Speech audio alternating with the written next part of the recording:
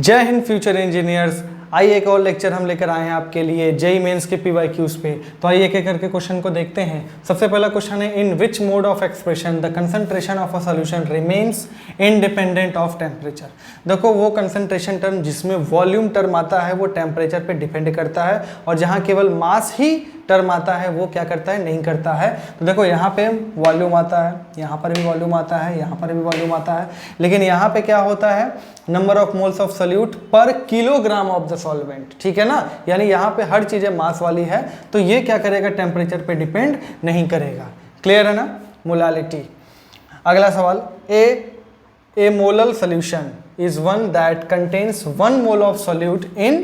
देखो a molal का मतलब क्या है कि मोलालिटी कितनी है, मोलालिटी बराबर 1 है।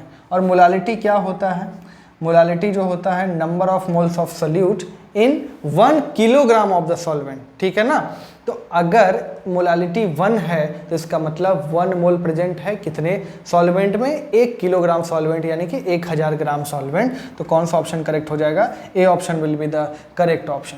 क्लियर है, चलिए ये हो गया।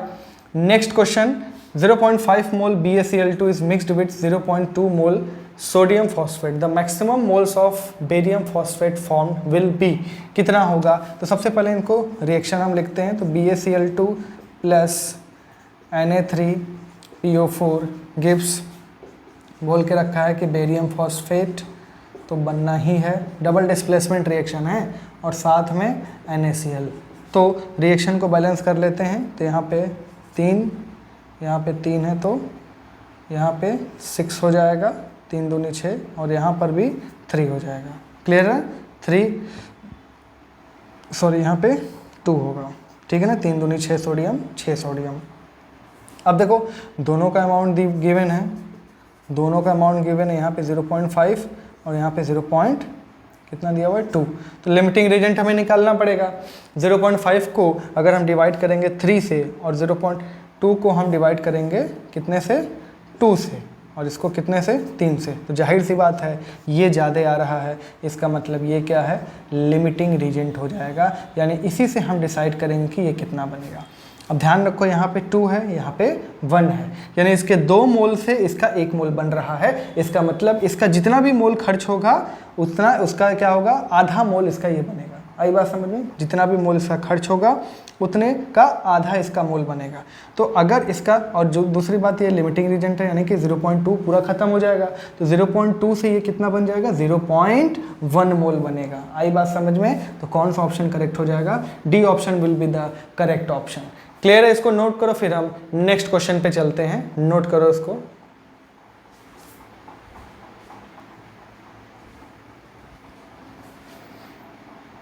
आइए फ्रेंड्स नेक्स्ट क्वेश्चन देखते हैं, और क्वेश्चन अगला है, दिया हुआ कि 2.76 gram of silver carbonate on being strongly heating yields A residue weighing, मतलब कितना रेसिड्यू बच जाएगा। ठीक है, तो सबसे पहले सिल्वर कार्बोनेट का जो फॉर्मूला होता है वो होता है Ag2CO3, और जब इसको स्ट्रांगली हीट करते हैं तो ध्यान देना क्या बनता है, Ag बनेगा, CO2 बनेगा और O2 बनेगा। तो इसको बैलेंस करने के लिए हम ये काम कर सकते हैं। अब ध्यान दो, यहाँ पे जो O2 और CO2 होगा ये तो निकल गया, ये तो निकल गया, बचेगा क्या, ये बचा हुआ रह जाएगा। तो यही जो है रेसिड्यू, मतलब इसी का मास जानना चाह रहा है कितना बनेगा। जो उड़ गया वो तो गया, रेसिड्यू मतलब जो बच गया। ठीक है ना, अब ध्यान से देखो, यहाँ पे हम चाहे तो वो अपना स्टोइकोमेट्री वाला वो लगा के सॉल्व कर सकते हैं, बट हम POEC लगा देंगे सिल्वर पे। ठीक है ना, तो POAC ऑन Ag, तो कितना हो जाएगा, 2 into number of moles of Ag2CO3 बराबर 1 into number of moles of silver, यानी कि 2 इंटू मोल्स ऑफ Ag2CO3 का मतलब क्या हो जाएगा, इसका मास कितना मास है 2.76, और इसका मोलर मास कितना हो जाएगा, सिल्वर का होता है 108, तो 108 यानी कि 2 है, तो 108 प्लस 108 216, 216 और कितना जोड़ दोगे 60, तो 276 यानी कि 276। ठीक, equals to 1 into W of silver upon में सिल्वर का मास कितना, एटॉमिक मास कितना, मोलर मास कितना होता है 108। तो यहाँ से W ऑफ Ag जब हम सॉल्व करेंगे तो ये आ जाएगा 2.16 ग्राम। कितना आ जाएगा? 2.16 ग्राम। यानी कि कौन सा ऑप्शन करेक्ट है? A option will be the correct option. Clear? Next question, largest number of molecule is in चारों में मोलिक्यूल्स की संख्या सबसे ज़्यादा किस में है? ध्यान दो, यहाँ पे 36 ग्राम H2O यानी कि 18 ग्राम होता है मोलर मास, तो इसका कितना हो जाएगा? 36 ग्राम यानी कि 2 मोल। इसका 28 यानी इसके मोलर मास के ही बराबर यानी कि 1 मोल। इसका 46 ग्राम यानी कि इसका भी कितना है? मोलर मास के बराबर यानी इसका भी 1 मोल। यहाँ पे 54 ग्राम, इसका मतलब देखो इसका कितना होता है? इसका कितना हो जाएगा? 28 और 80 यानी कि 108 ग्राम, यानी 54 ग्राम N2O5 मतलब कि हाफ मोल दिया हुआ है। ये 1 मोल दिया हुआ है, ये 1 मोल दिया हुआ है, लेकिन ये कितना दिया हुआ है? 2 मोल। तो यहाँ पे एवोगाड्रो नंबर के बराबर, यहाँ भी एवोगाड्रो नंबर के बराबर मोलिक्यूल्स, यहाँ पे एवोगाड्रो नंबर का आधा मोलिक्यूल्स, ठीक, और यहाँ पे 2 टाइम्स ऑफ एवोगाड्रो नंबर का के बराबर होगा। यानी सबसे ज़्यादा मोलिक्यूल की संख्या किस में हो जाएगी? 36 ग्राम वाटर में हो जाएगी। क्लियर है? Next question, total number of electrons in 1 molecule of CO2। ये तो बहुत सिंपल है, बहुत ज़्यादा ही सिंपल है।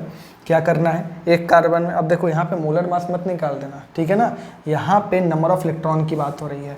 तो इलेक्ट्रॉन की संख्या उतनी ही होती है न्यूट्रल मोलिक्यूल में जितनी प्रोटॉन की संख्या होती है। कार्बन में कितना एटॉमिक नंबर होता है? 6। तो 6 इलेक्ट्रॉन हो गए कार्बन में। एक ऑक्सीजन का एटॉमिक नंबर, ऑक्सीजन का एटॉमिक नंबर कितना होता है? 8। तो 2 ऑक्सीजन है तो 8 दूनी 16 प्रोटॉन, यानी कि 16 ही इलेक्ट्रॉन भी। 16 और 6 कितने हो जाएंगे? 22 हो जाएंगे। तो A option will be the correct option. Clear है? इसको नोट कर लो, फिर हम नेक्स्ट क्वेश्चन में चलते हैं। इसको नोट करो।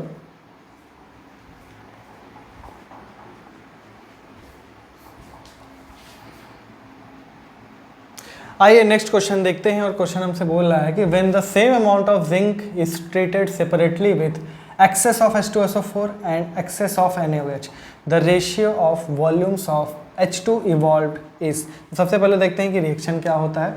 तो बचपन से पढ़ते आए हम, जिंक का रिएक्शन H2SO4 के साथ कराएंगे तो ये बनेगा ZnSO4 plus H2। Reaction balanced होना चाहिए। क्लियर है? ये हो गया। दूसरा, अगर जिंक का रिएक्शन हम NaOH के साथ, ठीक है ना, कराएंगे, यहाँ पे H2SO4 के साथ हो गया। दूसरा, जिंक का रिएक्शन NaOH के साथ कराएंगे, साथ में H2O, तो ये कॉम्प्लेक्स बनता है Na2Zn, ठीक, कुछ इस तरह से, साथ में H2। 2 सोडियम है तो यहाँ पे 2 लगा लिए। रिएक्शन क्या हो गया? बैलेंस हो गया। ये रिएक्शन बैलेंस्ड है, ठीक है ना? नहीं, बैलेंस नहीं है, यहाँ पे 2। अब ये रिएक्शन क्या हो गया? बैलेंस्ड हो गया। क्लियर? रिएक्शन बैलेंस्ड है। अब ध्यान से देखो, यहाँ पर जिंक का 1 मोल, यहाँ पर भी जिंक का 1 मोल खर्च हो रहा है, और एक ही मोल H2, और यहाँ पर भी एक ही मोल H2 क्या होता है, क्या हो रहा है? रिलीज हो रहा है। तो जितना यहाँ पे वॉल्यूम रिलीज हुआ वहाँ वो इतना ही इस रिएक्शन में भी वॉल्यूम रिलीज होगा। इसका मतलब रेशियो कितना हो जाएगा? 1:1 का। यानी कौन सा ऑप्शन करेक्ट हो जाएगा? A option will be the correct option. Clear है? इसको नोट कर लीजिए। कर लिया? चलिए, तो बच्चों some basic concept of chemistry पर ये कुछ पॉसिबल PYQs थे जो हमने कराए, ये खत्म होते हैं। अब हम अगला लेक्चर आएंगे स्ट्रक्चर ऑफ एटम के कुछ JEE मेंस की PYQs। तब तक के लिए जय हिंद।